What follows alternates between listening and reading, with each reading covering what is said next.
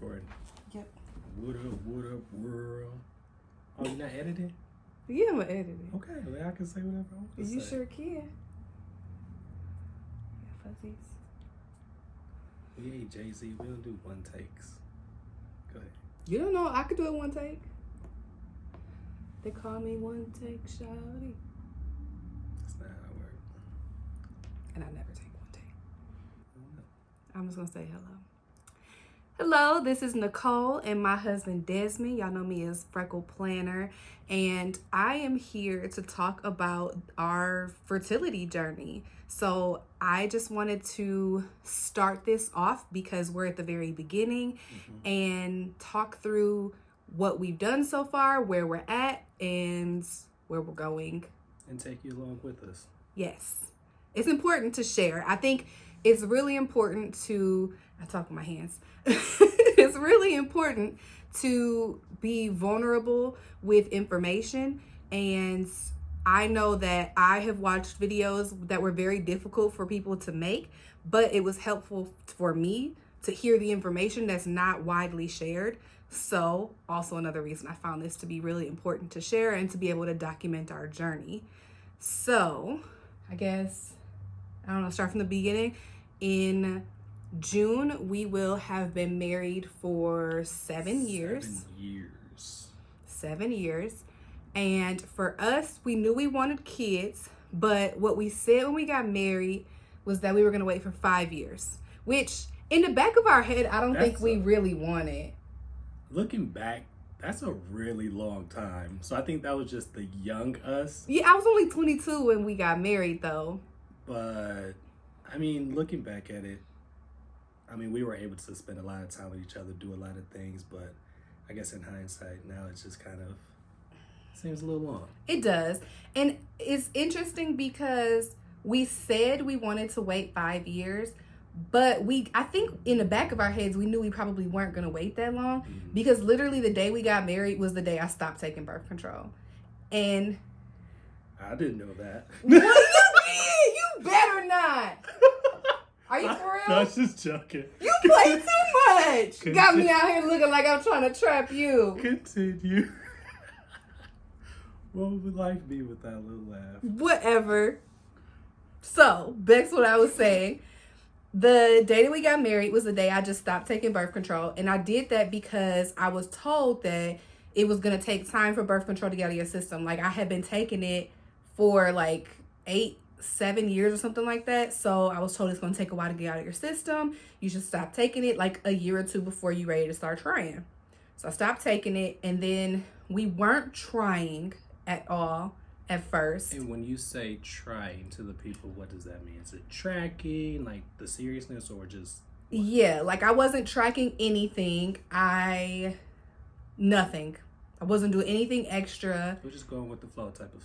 Yeah, like, well, we'll see what happens. And then year 1 rolls around and we didn't get pregnant. And we had kind of talked about it like, maybe we should. We'll just see what happens. We'll let it happen naturally. So then year 2 goes by.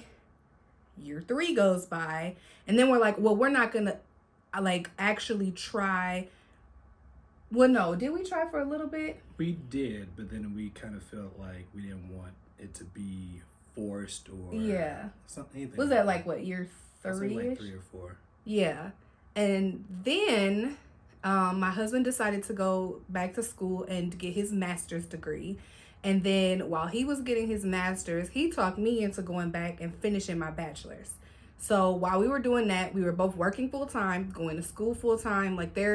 So we literally just stopped trying altogether. Yeah. There was just no time for anything. We were just sleepless nights. Yeah, literally. Like we just was one another. Literally, we barely saw each other.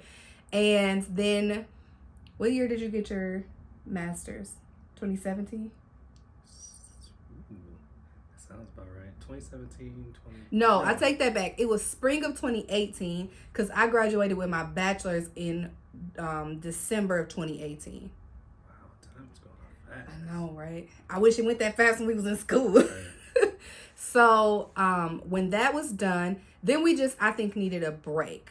And then 19-ish. We both got new jobs and Yeah, we got new jobs. And I think at that point we were like ready. We were like, all right, it hasn't happened yet. We're ready. We kind of talked to our primary, we have the same primary care doctor, and brought it up. And she was like, well, start tracking, start doing this and that. Like, it's not all the way normal that you haven't gotten pregnant yet with like not being on birth control and using anything extra. But she did say like it's not abnormal because you haven't been trying, because there's only a small window of time in the month that you can actually get pregnant. But aside from trying, there's also so many other variables that came into play when it comes down to what are the things that we're doing, what type of medication. So I'm pretty sure we'll get into that, but there were so many other variables. Yeah. And so then I started tracking on my phone, like all the good stuff, like periods, ovulation days,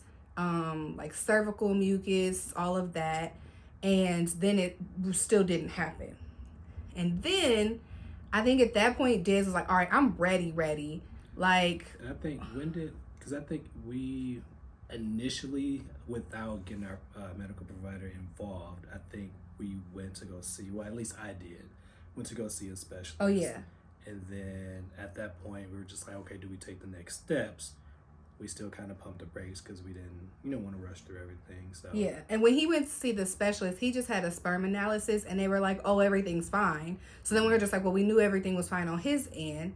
And then honestly, like he was ready. He was like, all right, let's go see the specialist. Let's do this. And I'm not gonna lie, like I was kind of putting it off a little bit because I was scared. Like I wasn't saying this in the moment. So I don't know if you actually knew that. No, and that's the thing. So as your husband, I know when something doesn't feel right, and I've always been supportive, and I don't want to push anything. So I kind of made it where if it's something that you want to proceed with, I was going to let you allow that to happen. So I kind of left that up to you to say, I'm ready. Yeah, but he would throw in there like, we could go see a specialist. Like, oh, I found the specialist we could reach out to, and then we found out like our insurance covers a small portion of the seeing a fertility specialist. But it was difficult for me because on one hand, I really, really was ready for us to start our family. On the other hand, I just was scared. Like I was afraid a specialist was gonna be like, nope, something wrong with you. You can't have a baby ever. You'll never have children. Figure it out. Like that was my terrible fear. And my thought process is you always find out everything and not allow fear to get in the way of things. So, that's rational. It's rational, but I wasn't being rational. I know that. Everybody isn't always rational. Sometimes we make decisions out of fear, and that's what I did, which is rare for me. That's true. Normally, I'm like, let's do it and see what happens, but I was scared. But at the end of the day, everything works out and happens for a reason, and I'm a firm believer in that. So yeah, we'll see how things go. And we talked about this not too long ago, and one of the things that we talked about was that when we got married, we prayed together that we were going to have children when we were financially and mentally stable and ready for children. We're there. I think we're there, but it's just I found it very interesting because like there's a lot of things that we've been able to do financially for ourselves over the last 7 years, and like going back to school, finishing, getting our educations, buying properties and houses and stuff. And so I just like in the back of my head now think like, this is what you prayed for. Don't be mad when you get what you pray for. Right. So that's what I told myself, and I prayed some more. And we both work for the same company. We were blessed to work for a company that actually offers some fertility coverage because most companies do not. Right. And the way our coverage works is weird, and I won't go into the details of that, but basically it covers like a certain amount of cycles, and then different things count as cycles. So it from what I've heard, is a pretty good coverage. And then we met with our specialist. We had our first video conference with her in February. No, March. No, the last week of February. Okay, last week of February. It was like a video conference, and it really sucked because I still was like getting over COVID. So we both had COVID in February. Honestly, like it's March 24th, and I still sometimes feel like I'm experiencing COVID symptoms. I digress. But we had our first video conference call, and basically she was super nice. And she just asked us a list of questions, asked us what we've done so far, what we haven't done so far, what we want, asked us about our medical history. And that was kind of it. It was a pretty short call. It was like 20, 30 minutes. A get to know you type of call. Yeah, and I got a really good vibe from her. I really liked her. And then from there, we had to do a couple of things. So he had to do another semen analysis.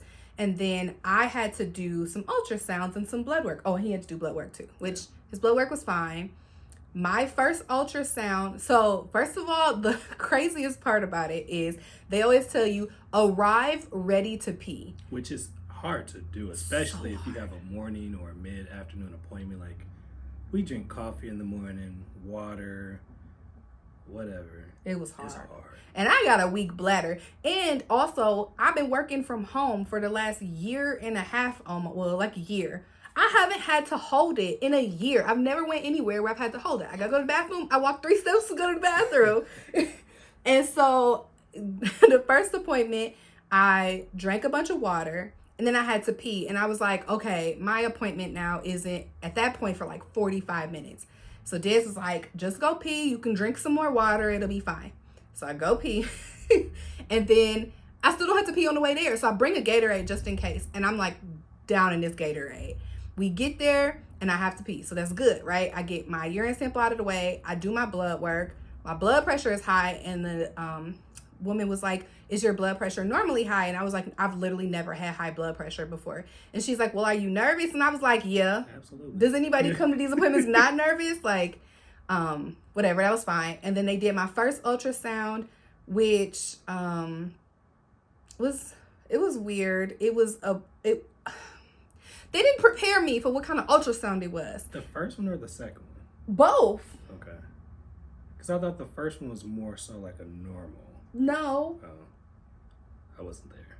They wouldn't let me in. So then that's the other thing that kind of sucks about this process is because of COVID, like, he can't come to my appointments with me. Like, even though he can't come, he still, like, drives me and, like, we talk on the way there to keep me, like, calm. And then he picks me up and we talk about it, but he can't come in. So the first appointment, I thought when they say ultrasound, it was going to be like the thing that they put on your belly with the jelly and stuff. And that was not it. It was a wand ultrasound. So they basically put jelly on it and stick it in there and take pictures. And that was first appointment. They stuck it in there and took pictures. That's how I felt. That's how I felt. But the tech was super, super nice. So it made me feel a little more comfortable. I'm sorry. And then a week later, I had to do the second ultrasound. And then I had to do another urine sample. Go ahead. I had to do another urine sample. So again, I didn't know how to plan how to pee. And so I got there and I had to pee so bad. And you can't like come in until your appointment time. So you literally stand in the hallway. So I was standing in the hallway, like doing the potty dance, looking in there. And the woman was like, oh, hi, I'll check you in just a second. And I was like, can I do my urine sample right away? I kind of have to pee. So she let me in and let me do that right away. And then this was the one that I feel like they tried to prepare me for, but they didn't like prepare me for it. So I got an email the day before that said, make sure you take, I don't even remember how many milligrams of Tylenol it was, but or essentially ibuprofen. It was like 4. It was 4 ibuprofen, which is, I normally take 2 for like a backache or something or a headache. It was 4. And I had to like take a prescription called like doxycycline something. Basically, it was an antibiotic. So I started taking that before the appointment.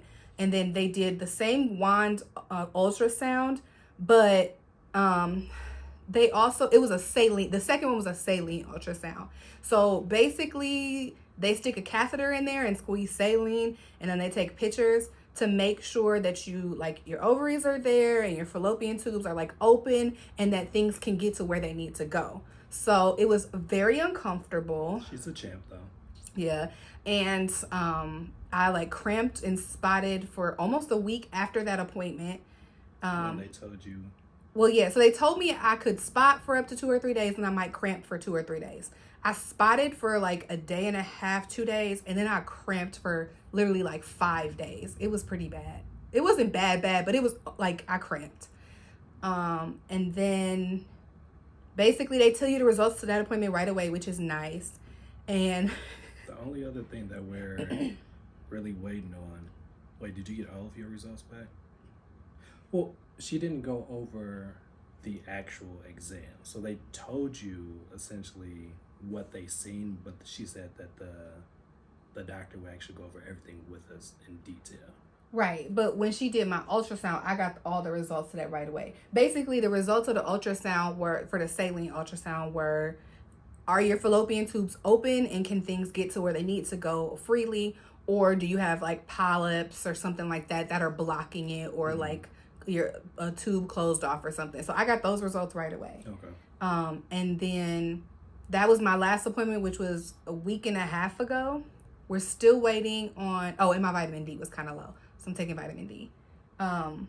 Still waiting on my analysis to come back in. Yeah. So it's been driving me crazy. Yeah. So he had to do another sperm analysis.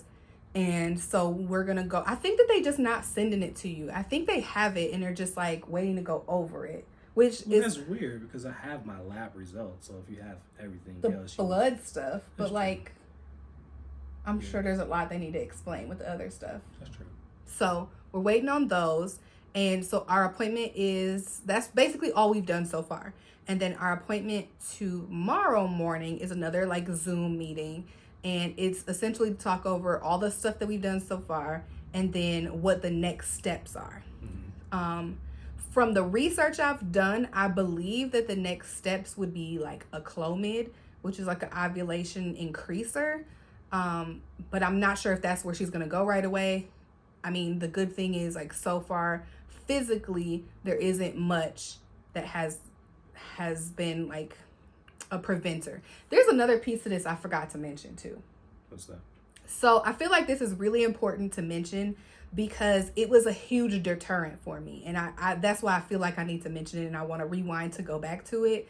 There was a point where my mom, through someone else, had heard that there was a nurse practitioner in our area that was really good with helping people get pregnant. In order for me to go to see that nurse practitioner, though, I had to see a doctor at that facility first to establish care. So I established care and I went to go see that doctor. And my first time meeting her, I just like looking back, she didn't really ask me any of the questions that this fertility specialist asked. And literally, I feel like she fat shamed me. Like she literally just was like, well, you're overweight. And because of your BMI, that could absolutely be the reason you're not getting pregnant. And we won't do anything to see, what did she say? Like there was something along the lines of, we won't do anything until you get your BMI below a certain amount. Now, I'm not shy about my weight. I'm not ashamed of my weight. Am I bigger than I want to be? Yes. But also like I'm not ashamed to talk about it. I talk about my weight all the time when I go to see my primary. The way that this doctor talked to me and her bedside manner, it literally made me like shrivel into a ball. I remember like crying after that visit. I remember talking to my primary care about it and was telling her about the visit. And as I was telling my primary about it, I started crying. So she was like, you don't have to tell me no more. She was inappropriate in the story. Like it was one of the worst experiences I've ever had. And that also was one of the reasons that we didn't move forward with this for almost a year. Yeah. Was because of my experience. Like literally out of her mouth, her whole sentence was, well, you're overweight right now. And that could be why you're not getting pregnant. So you need to get your BMI down before we'll do anything diagnostic. That's what she said. Mm-hmm. I could get pregnant. That clearly hasn't happened yet. So there's something else. And she was just like, there's nothing we'll do. We won't do anything until you lose weight. That was the first time I really felt like I had been fat shamed. Like, it's your fault you're not getting pregnant because you're fat. Mind you, my fat is, I'm 5'3", and at the time I weighed like 240. So I'm overweight, but also like not crazy, which is also crazy because fast forward a year, almost a year and a half. Killed it. I did lose 48-ish pounds, and take that, doctor. She was a bitch. I just, looking back, I just was like, I can't believe I let her hurt my feelings like that. But Also, fast forward talking to the fertility specialist that we're working with now, I told her about my experience, and she looked back in my record and she said, weight can absolutely be a reason that you have not gotten pregnant yet. But based on the weight that you were and the weight that you are now, that would have never been a reason that we didn't start doing diagnostics to see why you haven't gotten pregnant. And I can't believe that she talked to you like that. The difference. So be careful who you talk to. All of these doctors are not for you. Not all of them. And not all of them should be doctors, in my opinion, because I just feel like you could be as smart as you want to be, but you not finna talk to me any kind of way. Customer service still applies. And unfortunately, I let that get to my head and stop me from moving forward and building our family for almost 1.5 years. So I just really thought that was important to say, because that was a really like hard experience for me. And if anybody else has experienced that, I just want you to know I was told that that was not normal. We trust in these doctors, and we're supposed to be able to trust in them. And I just gave her too much trust that she didn't deserve. So we have an awesome doctor now. Yes, our primary care doctor is awesome. Our fertility specialist is awesome. My first time meeting the fertility specialist in person, though, was kind of weird, because we had met her once in the Zoom call, and then the other visits that I came in, I had worked with the tech. So then when I had my saline ultrasound, literally I'm on my back, basically butt naked with my leg in stirrups, and she walks in and she's like, "It's so nice to meet you." And I'm just laying there on my back like, "Hi, it's nice to meet you too." So that was my first experience meeting her in person. Des has gone to the office once to do blood work and his semen analysis, and now we just have our appointment tomorrow to see what's next. So that's the beginning of our journey. Yes, I think that's all we have. I know I really just rambled a lot of stuff, but I just really wanted to start this series on basically so you guys knew everything we have done up to this point. So I'm really excited. I am hoping that this process does not take us long to start our family. But realistically, I also understand that there are a lot of people out there who have struggled for a long time, and also that it's not possible for some people. And we've also discussed like alternatives. So obviously I don't want to go down that route, but I also recognize that that's a possibility, so that my heart don't hurt basically at some point. But yeah, anything else you want to add? No. We'll keep you guys posted on the next appointment and go from there. Yes. If you have any questions, comment below. Any comments, if you've been through this, comment below. Otherwise, make sure you like and subscribe so you don't miss out on our journey. Bye. Deuces. I'm hot.